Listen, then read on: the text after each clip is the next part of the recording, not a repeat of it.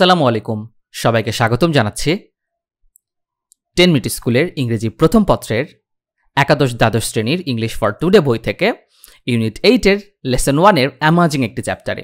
এবং এই চ্যাপ্টারে আজকে আমরা পড়ব আমাদের যে বাংলাদেশের চারপাশে এত এত নদী এবং সেই নদীগুলো দূষণের কারণে কি ভয়াবহভাবে এগুলো দিন দিন ধ্বংসের পথে এগিয়ে যাচ্ছে সেটা নিয়ে। তো চলো আমরা শুরু করি প্যাসেজটা। এবং এই প্যাসেজটাতে কিন্তু একটা দারুণ একটা কবিতা দিয়ে শুরু হয়েছে এবং সেই কবিতাটা হচ্ছে স্যামুয়েল টেইলর কোলরিজের একটা কবিতা। সেই কবিতার নাম হচ্ছে the rime of the ancient mariner. Rime শব্দের অর্থ আমরা ছড়া বা কবিতা এরকম কিছুকে আমরা রাইম বলে অভিহিত করা হয়। অ্যানসেইন শব্দের অর্থ কি? অ্যানসেইন শব্দের অর্থ হচ্ছে প্রাচীন। অ্যানসেইন শব্দের অর্থ কি? প্রাচীন। আর মেরিনার শব্দের অর্থ হচ্ছে নাবিক। তাহলে এই পুরো কবিতাটাকে আমরা বলতে পারি প্রাচীন নাবিকের কবিতা। এবং এই কবিতাটা কেন আমাদের এই ওয়াটার ওয়াটার এভরিহোয়ার এই চ্যাপ্টারে সংযুক্ত করলো? এই কবিতাটা কিন্তু এই প্যাসেজের সঙ্গে রিলেভ্যান্ট অর্থাৎ প্রাসঙ্গিক একটা কবিতা। কবিতাটা আমরা পড়ব এবং ধীরে ধীরে পুরো প্যাসেজটা পড়লে আমরা বুঝতে পারবো কেন এই কবিতাটা এই প্যাসেজের সঙ্গে কানেক্ট করা হয়েছে। প্রথম লাইনে আছে ওয়াটার ওয়াটার এভরিহোয়ার, অর্থাৎ পানি পানি সব জায়গায়। And all the boats did sink. Boats বলতে এখানে জাহাজকে বোঝানো হয়েছে। কি বোঝানো হয়েছে? জাহাজ। শ্রিঙ্ক শব্দের অর্থ হচ্ছে ডুবে যাওয়া, এরকম বোঝানো হয়েছে। ওয়াটার ওয়াটার এভরিহোয়ার নর অ্যানি ড্রপ টু ড্রিঙ্ক। এবং খাওয়ার মতো আর কোনো পানি নেই। অর্থাৎ এখানে একটা ভয়ঙ্কর অবস্থাকে তুলে ধরা হয়েছে যে একজন মেরিনার বা একজন নাবিক কোথায় থাকে? সে কিন্তু সমুদ্রে থাকে। সে কোথায় থাকে? সমুদ্রে থাকে। সে সমুদ্রে জাহাজ নিয়ে যাচ্ছে, সেই অবস্থায় তার চারপাশে এত এত পানি থাকা সত্ত্বেও সে কিন্তু পানি খেতে পারছে না, কারণ সেই পানিগুলো লোনা পানি। আমরা কি লোনা পানি খেতে পারি? আমরা তো লোনা পানি খেতে পারি না, কারণ লোনা পানি সুপেয় নয়, সেটি খাওয়ার উপযোগী নয়। তেমনিভাবে এই পুরো প্যাসেজটি পড়লে আমরা জানতে পারবো আমরা নদীমাতৃক দেশ হওয়ার পরেও, আমাদের চারপাশে এত পানি থাকার পরেও আমাদের কিন্তু সুপেয় পানির সংকট তৈরি হতে পারে। অর্থাৎ আমাদের যে খাবার পানি, সেই খাবার পানি দিন দিন দূষিত হবার কারণে সেটি আর খাবার উপযোগী থাকছে না। তাহলে আমরাও কি ভয়াবহ অবস্থার সম্মুখীন হতেই পারি। তো আমরা মূল প্যাসেজটা এবার শুরু করি। কোলরিজ পয়েমস, অর্থাৎ যে পয়েমটা কোলরিজের পয়েম কবিতা, যেটাকে ব্যালাড বলা যায়। ব্যালাড শব্দের অর্থ হচ্ছে গীতিকাব্য, গীতি কবিতা বা গীতি কাব্য। গীতি মানে কি? গীতি শব্দের অর্থ হচ্ছে গান। অর্থাৎ যে কবিতাটাকে গানের মতো সুরারোপ করে পড়া হয় তাকে ব্যালাড বলা হয়। এই ব্যালাডে ন্যারেট শব্দের অর্থ কি? বর্ণনা করা। বর্ণনা করা হয়েছে দ্য হ্যারোয়িং সি ভয়েজ। হ্যারোয়িং শব্দের অর্থ হচ্ছে দুঃখ দুর্দশা বা শোচনীয় অবস্থা। শোচনীয় অবস্থা। তাহলে কিসের শোচনীয় অবস্থা? সি ভয়েজ অর্থাৎ সমুদ্র যাত্রা। কার সমুদ্র যাত্রা ছিল? আমরা কবিতায় যে নাবিকের কথা পড়লাম অ্যানসেইন ম্যারিনার, তাকে এখানে আবার বলেছে ওল্ড ম্যারিনার, কারণ ওল্ড আর অ্যানসেইন্ট একই শব্দ, synonymous. Who at the point of his journey, সে তার যাত্রার এক পর্যায়ে didn't have any water to drink, তার খাবার কোনো পানি ছিল না। Because of a curse. Curse শব্দের অর্থ কি? অভিশাপ। একটা অভিশাপের কারণে সে পানি খেতে পারেনি। তারপরের লাইনে বলছে কার্সড অর নট, অভিশাপ থাকুক বা না থাকুক, we know how important drinking water is in our life. আমরা জানি আমাদের জীবনে পানি পান করা কতটা গুরুত্বপূর্ণ। We know we can not survive without it. আমরা কি পানি ছাড়া সার্ভাইভ করার শব্দের অর্থ কি? বেঁচে থাকা বা এক্সিস্ট করা। আমরা কিন্তু পানি ছাড়া এক মুহূর্ত বেঁচে থাকতে পারবো না। সার্ভাইভ এখানে ভার্ব হিসাবে কাজ করেছে। ইনফ্যাক্ট প্রকৃতপক্ষে 2/3 of our body is made up of water. আমাদের শরীরের 2/3 কি? পানি দ্বারা গঠিত। Not for nothing it is said that the other name of water is life. বলছে এটি বলাই যায় যে পানির অপর নাম জীবন। এটা তো আমরা সবাই জানি। ইজ দেয়ার এ ক্রাইসিস, এখন কিন্তু কোশ্চেন করছে, দেখো, is there a crisis in our time, আমাদের সময় কি আসলে এমন কোনো সংকট আসতে যাচ্ছে? With regard to access to clean drinking water, অর্থাৎ সুপেয় পানির যে উৎসগুলো সেগুলো কি আসলেই সংকটের মুখে পড়তে যাচ্ছে কিনা? তো এটা নিয়ে সবচেয়ে রিলায়েবল বা নির্ভরযোগ্য তথ্য কে দিতে পারে? ইউনাইটেড নেশনস, কারণ তারা কি পৃথিবীর সবচেয়ে বড় সংস্থা।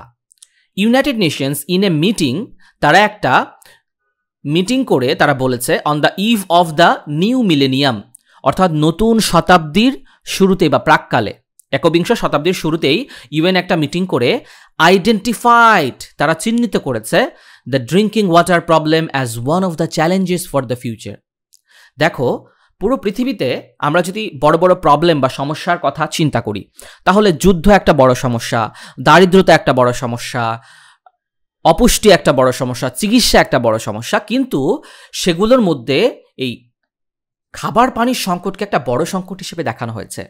কারণ তোমরা জানো কিনা, এটাও বলা হচ্ছে যে সুপেয় পানির সংকট এতটা তীব্র হবে, খাবার পানির সংকট এতটা তীব্র হবে যে ভবিষ্যতে যদি তৃতীয় বিশ্বযুদ্ধ হয় দেশগুলোর মধ্যে, সেটি কিন্তু এই খাবার পানি নিয়ে হতে পারে। তাহলে খাবার পানি আসলে ভবিষ্যতের জন্য কতটা গুরুত্বপূর্ণ, কারণ আমাদের চারপাশে অনেক পানি থাকলেও সব পানি আর খাবার যোগ্য থাকবে না। কিসের কারণে? আমরা পানিকে দূষিত করে ফেলছি। But do we need to worry? আবার কোশ্চেন করছে, আমাদেরকে আসলে চিন্তা করা উচিত about the problems as ours is a land of rivers. কারণ আমরা কি একটা নদীমাতৃক দেশ, and we have plenty of rainfall. আমাদের কি পর্যাপ্ত পরিমাণে বৃষ্টিপাত হয়। বাংলাদেশে বর্ষাকাল অনেক দীর্ঘ সময় ব্যাপী হয়, তাহলে আমরা তো মরুভূমির দেশ না, এবং আমাদের অনেকগুলো নদী নালাও আছে, তাহলে আমরা কেন চিন্তা করব? বিসাইডস, পাশাপাশি we have a sea in our backyard too. আমাদের পেছনে একটা বিশাল বড় সাগরও আছে, তাহলে আমরা কেন পানি নিয়ে চিন্তা করব? তো চলো, চিন্তা করার আসলে বিষয় আছে কিনা আমরা পরবর্তী অংশগুলোতে আমরা খুঁজে পাবো। এরকম লাইন বাই লাইন পড়লে কিন্তু আমরা পুরো কনটেক্সটটা খুব ভালোভাবে বুঝতে পারবো, আর ভাষা থাকবে না। One of the sources of water in our country are the rivers. আমাদের দেশে পানির উৎস কি? নদী। Rivers are everywhere in our life. আমাদের জীবনের সব জায়গায় কি আছে? সবটা জুড়েই নদী আছে। কোথায় নেই? লিটারেচার। আমরা যত গল্প, উপন্যাস, কবিতা, এগুলো কিন্তু কি অনেক, এগুলোতে নদীর বর্ণনা আছে। উপন্যাসের নামও আছে নদীর নামে। তিতাস একটি নদীর নাম, অদ্বৈত বর্ণমর্মণের, তাই না?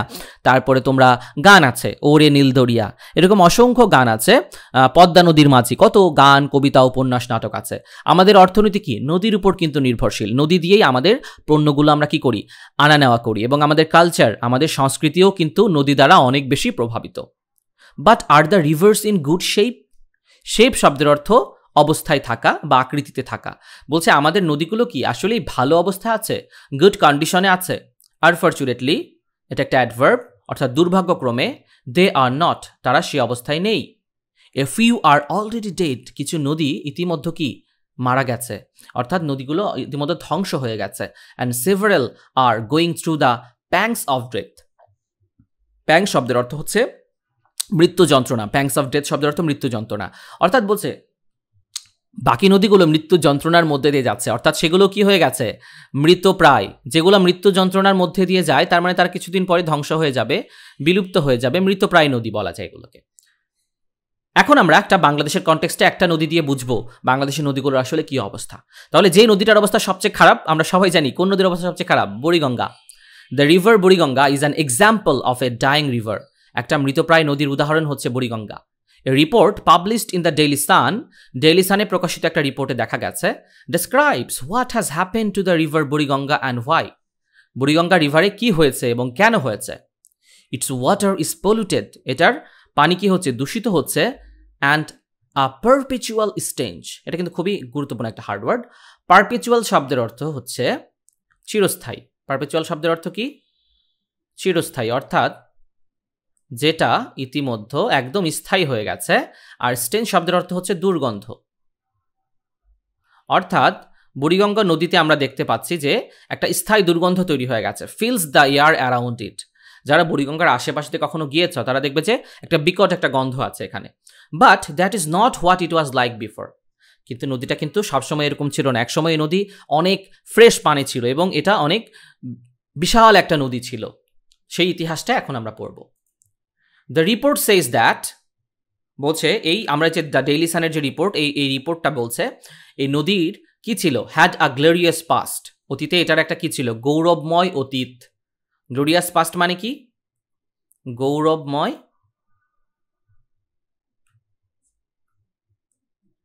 অর্থাৎ এই নদীর কিন্তু একসময় অনেক ঐতিহ্য এবং অনেক বেশি এটা শক্তিশালী ছিল। Once it was a tributary of the mighty Ganges. Tributary শব্দের অর্থ হচ্ছে উপনদী বা শাখা নদী ছিল কার? গ্যাঙ্গেস শব্দের অর্থ গঙ্গা, গঙ্গা নদী, আমরা যেটাকে পদ্মা বলি বাংলাদেশে, সেই নদীর শাখা ছিল। অ্যান্ড ফ্লোড ইনটু দ্য বে of Bengal through the river Dhaleshwari, এবং ধলেশ্বরী নদীর মধ্য দিয়ে এটা বঙ্গোপসাগরে গিয়ে পতিত হয়েছিল। গ্র্যাজুয়ালি, ধারাবাহিক ক্রমে, it lost its link with the Ganges, ধীরে ধীরে এটা গঙ্গার সঙ্গে এর কি যোগাযোগটা হারিয়ে ফেলে। অর্থাৎ সময়ের বিবর্তনে কি হয়, গঙ্গার সঙ্গে এর যে একটা কানেকশন ছিল সেটা ধীরে ধীরে কি হয়ে যায়, হারিয়ে যায়। And got the name Buriganga, এবং সেখান থেকে নাম হয় বুড়িগঙ্গা। দ্য মুঘলস, অর্থাৎ মুঘল শাসকরা, মার্ভেলড, মার্ভেল শব্দের অর্থ কি, বিস্মিত হওয়া, মার্ভেল শব্দের অর্থ কি, বিস্মিত হওয়া। মুঘলরা বিস্মিত হয়েছিল কি দেখে, at the tide level of the Buriganga, অর্থাৎ বুড়িগঙ্গার যে স্রোত এটা দেখে মুঘলরা বিস্মিত হয়েছিল। এবং ফাউন্ডেড দেয়ার ক্যাপিটাল, এবং তারা কি করেছিল, তারা প্রতিষ্ঠা করেছিল তাদের রাজধানীর নাম ছিল Jahangirnagar, on it's bank in 1610, অর্থাৎ 1610 সালে তারা এর তীরে রাজধানী স্থাপন করেছিল। The river supply drinking water and supported trade and commerce. চিন্তা করো, একসময় এই নদীর পানি কি করা হতো, খাওয়া হতো, এবং এই নদী দিয়ে কিন্তু বছরের পর বছর, শত শত বছর ধরে ব্যবসা বাণিজ্য এই নদীকে কেন্দ্র করেই হয়েছে। নদী দিয়ে বড় বড় জাহাজ যায়, সেই জাহাজগুলোতে প্রোডাক্টস থাকে। এখনও বড় বড় দেখবা যত কারখানা আছে নদীর তীরে অবস্থিত, কারণ নদীপথে পণ্য পরিবহন অনেক সহজ এবং এখানে অনেক কম খরচ হয়। জাহাঙ্গীরনগর ওয়াজ রিনেম ঢাকা, পরবর্তীতে জাহাঙ্গীরনগরের নাম হয়ে গেল Dhaka. Which গ্রিউ into a heavily populated city, heavily populated city অর্থাৎ এটা অনেক বেশি মানুষ, দেখো সিটি হচ্ছে নাউন, সিটি কি নাউন, তার আগে কোন পার্টস স্পিচ আছে, অ্যাডজেক্টিভ। পপুলেটেড মানে হচ্ছে অনেক বেশি জনসংখ্যা আছে এমন জায়গা, তাহলে এটা অ্যাডজেক্টিভ, নাউনের আগে অ্যাডজেক্টিভ বসে, আর অ্যাডজেক্টিভের আগে কি বসে, অ্যাডভার্ব বসে। হেভিলি পপুলেটেড, এই অ্যাডজেক্টিভটাকে মডিফাই করেছে অ্যাডভার্ব এবং নাউনটাকে মডিফাই করেছে adjective. With a chronic shortage of speech, Dhaka শহর বড় হওয়ার কারণে কি হলো, এখানে জায়গার অনেক অভাব দেখা দিল। জায়গার অভাব দেখা দেওয়ার কারণে কিন্তু নদীকেও দখল করে মানুষ কি করলো, অনেক সেখানে স্থাপনা নির্মাণ করেছে। The city paid back the bounty, bounty শব্দের অর্থ হচ্ছে অনুগ্রহ। এই যে নদীর ফলে কি হলো, বা ঋণও বলতে পারো, এই নদীর ফলে এই শহর গড়ে উঠলো। আমরা কি দেখলাম, এই নদীকে কেন্দ্র করে ঢাকা শহর মোগলরা তৈরি করলো। সেই নদীর ঋণটা ঢাকা শহর কিভাবে শোধ করলো, by sucking life out of it, অর্থাৎ ঋণ শোধ করার বদলে ক্ষতি করলো, এটা একটু উপহাস করে বলেছে। এর জীবনটা ধ্বংস করেই এর ঋণ শোধ করলো, এটা একটু মকারি করে বা উপহাস করে এটা বলা হচ্ছে ট্র্যাজিক লাইন, যে এতই কৃতঘ্ন, এত অকৃতজ্ঞ যে যে নদী তাকে জীবন দিল সেই নদীকেই সে ধ্বংস করলো। কে, ঢাকা শহর, ঢাকা শহরের মানুষ। According to newspaper report, সংবাদপত্রের খবর অনুযায়ী, the Buriganga is dying because of pollution, দূষণের কারণে বুড়িগঙ্গা কি হচ্ছে, মারা যাচ্ছে। Huge quantities of toxic chemicals, বিষাক্ত বর্জ্য, and wastage from mills and factories, এবং মিল এবং ফ্যাক্টরি থেকে যে বর্জ্যগুলো আসে, hospitals and clinics and households and other establishment are dumped into the river everyday. অর্থাৎ আমাদের যে কলকারখানা, হাসপাতাল, ক্লিনিক, আমাদের গৃহস্থালির বর্জ্য, সব বর্জ্যগুলো কি করা হচ্ছে, ডাম্পড ইনটু, অর্থাৎ এগুলা সব ফেলে দেওয়া হচ্ছে এই নদীতে প্রত্যেক দিন। The city of Dhaka discharges, Dhaka থেকে প্রত্যেক দিন উৎপন্ন হয় 45,000 টনস অফ সলিড ওয়েস্ট, প্রত্যেক দিন 4,500 টন একদম সলিড ওয়েস্ট, অর্থাৎ কি হয়, একদম কঠিন বর্জ্য বলা হয় সলিড ওয়েস্টকে, যেগুলো তরল না, সেগুলো প্রত্যেকদিন ঢাকাতে উৎপন্ন হয়। And most of it is directly released into the Buriganga, এবং পুরোটাই বুড়িগঙ্গাতে ফেলে দেওয়া হয়। According to the department of the environment, পরিবেশ মন্ত্রণালয়ের তথ্য অনুযায়ী, পরিবেশ অধিদপ্তরের তথ্য অনুযায়ী 20,000 tonnes of tannery West, tannery West মানে হচ্ছে যে চামড়ার কারখানার যে বর্জ্য, 20,000 টন প্রত্যেক দিন এটা উৎপন্ন হয়, including some highly toxic materials, এবং যেগুলো অনেক বিষাক্ত পরিমাণ বর্জ্য থাকে। চামড়া শোধন করতে, প্রসেস করতে অনেক ধরনের রাসায়নিক লাগে, সেই রাসায়নিকগুলো সরাসরি এই নদীতে নিক্ষেপিত করা হয়। কারণ হাজারিবাগ যে আছে, বা আগে এই যে কামরাঙ্গীরচর এই কারখানাগুলো ছিল, এগুলো বুড়িগঙ্গা নদীর ধারে। এক্সপার্টস আইডেন্টিফাইড 9 ইন্ডাস্ট্রিয়াল এরিয়াস, 9টা এরিয়া তারা চিহ্নিত করেছেন around the capital as the primary sources of river pollution, প্রাথমিক উৎস হিসাবে 9টা জায়গাকে তারা ঢাকার আশেপাশে আছে চিহ্নিত করেছেন। সেগুলো হচ্ছে টঙ্গী, তেজগাঁও, হাজারিবাগ, এখানে মূলত চামড়ার কারখানা, Tarabo, Narayanganj, Savar, Gazipur, Dhaka export processing zone অর্থাৎ ইপিজেড, এবং ঘোড়াশাল, নরসিংদীতে। এই জায়গাগুলো থেকে কি হয়, নদী মূলত দূষিত হচ্ছে। দেখো আমরা কত সুন্দর করে দাগিয়ে কিন্তু পুরোটা পড়লাম, কনটেক্সট বুঝতে আমাদের এখন একদম ক্লিয়ার হয়ে গেল। The river would need a monster stomach, বলছে একটা দানবের যত বড় পাকস্থলী থাকে এই নদীরও ততখানি পাকস্থলী লাগবে যদি এত এত এই বর্জ্য তাকে প্রত্যেক দিন কি করতে হয়, তাকে হজম করতে হয়। There is a limit up to which it can put up with cruel and thoughtless treatment, বলছে নদীরও একটা সহ্যের সীমা আছে। মানুষের এই থটলেস ট্রিটমেন্ট অর্থাৎ নির্বিচার চিন্তাহীন যে মানুষ এই নদীর সঙ্গে আচরণ করছে সেটারও একটা সীমা আছে। We are the humans have successfully killed one of our rivers, আমরা একদম সাফল্যের সঙ্গে আমাদের নদীগুলোকে হত্যা করছি, আমাদের নদীটাকে হত্যা করছি বুড়িগঙ্গাকে। There are other rivers in the country that are being subjected to similar thoughtless treatment, অন্য নদীগুলোও কি সাবজেক্টেড টু মানে শিকার হচ্ছে এই আমাদের নির্বিকার হত্যাকাণ্ডের। Unless we take care of our rivers there may come a time when we will cry, বলছে যদি আমরা নদীগুলোর এখন থেকে পরিচর্যা না করি এক সময় আসবে, সেই যে আমরা শুরুতে কবিতা পড়েছিলাম, কবিতাটা মনে আছে তো, আমরা সেই নাবিকের মতো করে চিৎকার করব water water and find it know where, এবং আমরা পানি খুঁজে পাবো না, কারণ আমাদের চারপাশে অনেক নদী থাকলেও পানিগুলো কি আর খাবার যোগ্য থাকবে না, কারণ আমরা কি করছি প্রচুর পরিমাণে টক্সিক ওয়েস্ট এখানে আমরা কি করছি নদীতে আমরা প্রত্যেকদিন নিক্ষেপ করছি। এখানে প্র্যাকটিস আছে কিছু, প্র্যাকটিসগুলো আমরা চলো দেখে নিই। প্র্যাকটিসের মধ্যে প্রথমটা হচ্ছে, এটা তোমাদেরই করতে হবে, কিছু রিপোর্ট, অর্থাৎ এটা আমরা একটা রিপোর্ট কিন্তু পড়লাম, যেটা পড়লাম সেটা একটা পত্রিকার রিপোর্ট ছিল এবং ডাইং রিভার্স অর্থাৎ মৃতপ্রায় নদীর উপরই ছিল। তোমরা এরকম কয়েকটা রিপোর্ট নিউজ পেপার এবং ম্যাগাজিন থেকে সংগ্রহ করবে, ইন্টারনেটে অনেকগুলো রিপোর্ট আছে তোমরা পাবে, এবং সেখান থেকে একটা প্যারাগ্রাফ তৈরি করবে মেইন পয়েন্টগুলো নিয়ে। মেইন পয়েন্টগুলো কি হতে পারে, এই যে নদীতে আমরা কি করছি, নদীতে আমরা টক্সিক ওয়েস্ট ফেলছি, টক্সিক ওয়েস্ট, ধরো এখানে বুড়িগঙ্গা নিয়ে আছে, তোমরা ধলেশ্বরী নিয়ে করতে পারো।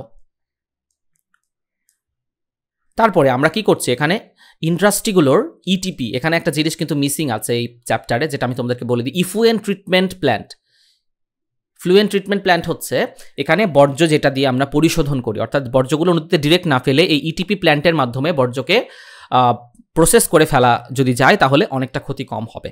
অর্থাৎ এরকম অনেক কিছু আছে যে নদীকে কিভাবে দূষণের হাতে রক্ষা করা যায়, এটা নিয়ে পরিবেশ রক্ষা আন্দোলন আছে বাংলাদেশে, বাপা নামে একটা প্রতিষ্ঠান আছে, অনেকেই কাজ করছে, নদী রক্ষা আন্দোলন আছে, সেগুলো নিয়ে তোমরা এখানে পয়েন্ট আউট করবে। পরেরটা হচ্ছে একটা সার্ভে করতে বলেছে, সমীক্ষা করতে বলেছে। সমীক্ষাটা কিসের উপর, water bodies in your locality, তোমার এলাকায় যদি কোনো নদ নদী খালবিল থাকে, on whether they are being properly protected or not, সেগুলো ঠিকভাবে সংরক্ষণ করা হচ্ছে নাকি ধ্বংস করা হচ্ছে, সেটা নিয়ে একটা রিপোর্ট লিখবে। তারপরেরটা তোমাকে বলেছে একটা গ্রুপ করে collect the data on the average rainfall of last 3 years, গত 3 বছরের গড় বৃষ্টিপাতের পরিমাণ, এবং write a report and it changes in our rainfall pattern. এবং আমাদের কিন্তু বৃষ্টিপাতের ধরনে পরিবর্তন হচ্ছে, এখন দেখবে আষাঢ় মাসে অনেক সময় বৃষ্টি হয় না, অনেক দেরিতে বৃষ্টি হয়, বা যখন বৃষ্টি হয় তখন প্রচুর পরিমাণে বৃষ্টি হয় কিন্তু বাকি সময় একদম শুকনো থাকে। এই অনিয়মিত বৃষ্টিপাতের ধরনের যে পরিবর্তন, বৃষ্টিপাতের এই যে বলছে চেঞ্জিং অফ প্যাটার্ন, অর্থাৎ ধরনের পরিবর্তন হচ্ছে কিনা, ধরনের পরিবর্তন, অর্থাৎ বৃষ্টিপাত স্বাভাবিক যে প্রক্রিয়া সেটা আমাদের এই পলিউশনের কারণে পরিবর্তন হয়ে যাচ্ছে, সেটা নিয়ে তোমরা লিখবে। এখন একটা অংশ আমি তোমাদেরকে করে দিব পরের প্র্যাকটিসটা, এখানে এটা বোঝাটা খুব গুরুত্বপূর্ণ। বলেছে এখানে 5টা ওয়ার্ড দেওয়া আছে, এই 5টা ওয়ার্ডগুলো বলছে ভার্বও হতে পারে, নাউনও হতে পারে, ভার্ব হিসাবে ইউজ হয় এগুলা এবং নাউন হিসাবে ইউজ হয়। তো আমরা এগুলো দিয়ে সেন্টেন্স তৈরি করব। কি করব, সেন্টেন্স তৈরি করব ডিফারেন্স দেখিয়ে, অর্থাৎ একবার ভার্ব হিসাবে এই ওয়ার্ডগুলো দিয়ে সেন্টেন্স বানাবো, একবার নাউন দিয়ে এগুলো দিয়ে সেন্টেন্স বানাবো। তো প্রথমে আছে হচ্ছে ওয়েস্ট। ওয়েস্ট শব্দের অর্থ কি, ওয়েস্ট শব্দ যদি ভার্ব হিসাবে এটাকে ব্যবহার করো, ভার্ব হিসাবে, তাহলে হচ্ছে নষ্ট করা, নষ্ট করা, কি করা, নষ্ট করা। যেমন তুমি করতে পারো, লিখতে পারো don't waste food, don't waste food, খাবার নষ্ট করো না। ওয়েস্ট এখানে কি হয়েছে, ভার্ব হিসাবে ব্যবহার হয়েছে। নাউন হিসাবে যদি তুমি ব্যবহার করো তাহলে লিখতে পারো ইন্ডাস্ট্রিয়াল ওয়েস্ট, ইন্ডাস্ট্রিয়াল ওয়েস্ট। যখন তুমি ইন্ডাস্ট্রিয়াল ওয়েস্ট হিসাবে লিখলা তখন এটা কিন্তু সাবজেক্ট হিসাবে ব্যবহৃত হলো, আর সাবজেক্ট হিসাবে ব্যবহৃত হলে সেটা কি হয়ে যায়, নাউন হয়ে যায়। ইন্ডাস্ট্রিয়াল ওয়েস্ট শুড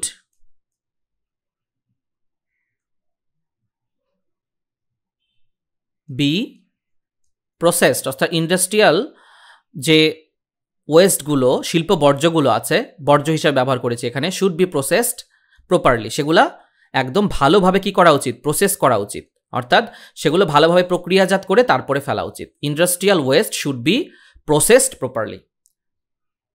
তুমি কলকারখানার যে বর্জ্যগুলো সেগুলো সঠিকভাবে আমাদের কি করতে হবে, নিষ্কাশন করতে হবে। তাহলে এখানে ওয়েস্ট আমি নাউন হিসাবে ব্যবহার করলাম, আর প্রথমে ওয়েস্ট আমি কি হিসাবে ব্যবহার করেছি, ভার্ব হিসাবে ব্যবহার করেছি। আচ্ছা, এটা আমরা মিশিয়ে দিলাম।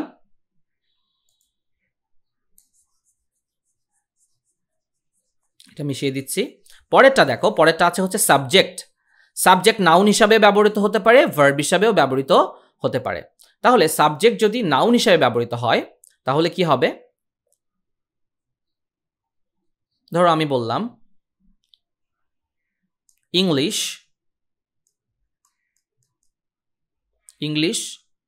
Is my favourite subject. English is my favourite subject, ইংরেজি হচ্ছে আমার প্রিয় সাবজেক্ট। এখানে দেখো এটা কি নাউন হিসেবে ব্যবহৃত হয়েছে, কারণ কি এটা একটা অবজেক্ট হিসেবে ব্যবহৃত হয়েছে, আর অবজেক্ট সবসময় কি হয়, নাউন হয়। আরও পরিষ্কারভাবে যদি বুঝতে চাও, ফেভারিট হচ্ছে অ্যাডজেক্টিভ, আর অ্যাডজেক্টিভের পরে সবসময় কি হয়, নাউন ব্যবহৃত হয়। তাহলে আমরা নাউন হিসেবে ব্যবহার করলাম English is my favourite subject. এখন তুমি যদি ভার্ব হিসেবে ব্যবহার করো, তাহলে ভাবো কিরকম হতে পারে। ভার্ব হিসেবে যদি ব্যবহার করো সাবজেক্টটাকে, এটাকে যদি তুমি ভার্ব হিসেবে ব্যবহার করো তাহলে একটু ব্রেন ওয়ার্মিং করো, কিরকম আমাদের সেন্টেন্স হইতে পারে এটা দিয়ে, সাবজেক্ট দিয়ে। সাবজেক্ট তুমি যদি ব্যবহার করতে চাও ভার্ব হিসাবে, তাহলে কিন্তু তোমাকে কি করতে হবে, এখানে সেটাকে নাউনের পরে ব্যবহার করতে হবে, অর্থাৎ মেইন ভার্ব হিসাবে তোমাকে ব্যবহার করতে হবে। ধরো আমি বললাম রোমানরা ইউরোপ দখল করেছিল বা ইউরোপের বেশিরভাগ মানুষকে প্রজা বানিয়েছিল, সেক্ষেত্রে আমি লিখতে পারি ভার্ব হিসেবে কীভাবে লিখতে পারি দেখো, এটা কিন্তু ভার্ব একটু ভাবা একটু কঠিন। ধরো আমি বললাম দ্য রোমান্স, তাহলে এটা subject, the romance subjected,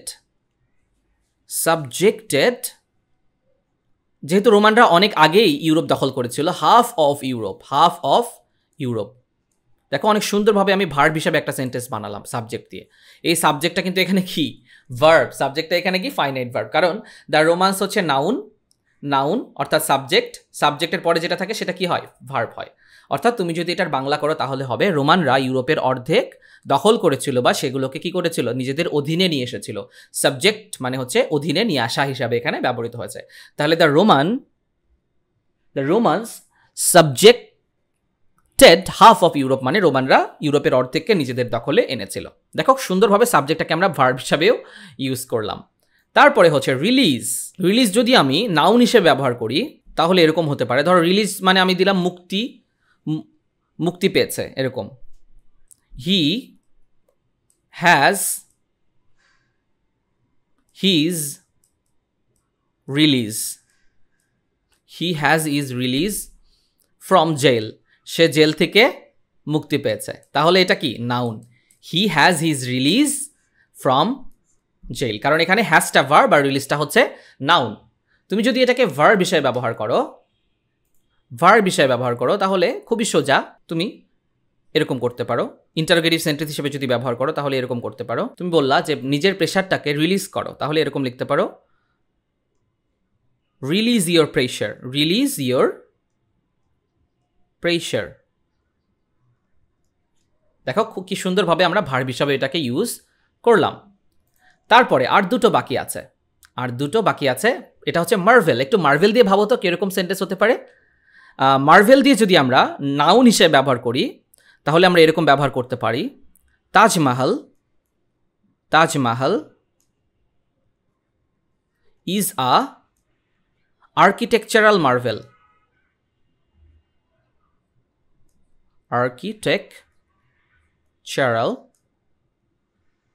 Taj Mahal হচ্ছে একটা কি স্থাপত্যের একটা, মার্ভেল মানে হচ্ছে বিস্ময়, আর আর্কিটেকচারাল হচ্ছে একটা অ্যাডজেক্টিভের পরে আমরা জানি কি বসে, নাউন বসে, তাহলে এটা নাউন। কি হলো, নাউন। আর বইয়ে কিন্তু আমরা ভার্ব হিসাবে মার্ভেল ব্যবহার করা আমরা দেখেছি যে ওখানে ব্যবহার করেছে the Mughal marvelled at the Buriganga river. তো তুমি এরকম করতে পারো I marvelled at this creature, double L হবে, অ্যাট আমি অবাক হয়ে বস্তুটার দিকে তাকিয়ে থাকলাম, সৃষ্টিটার দিকে তাকিয়ে থাকলাম। হয়ে গেল। এখানে মার্ভেল হচ্ছে verb, I Marvel at this creature. Last one, shape. Shape যদি তুমি ভার্ব করো তাহলে এরকম হতে পারে, shape your figure. Shape your অর্থাৎ তোমার শরীরের গঠনকে কি করো, শেপে আনো, শেপ ইয়োর ফিগার। আর যদি নাউন করো তাহলে এরকম করতে পারো, হিজ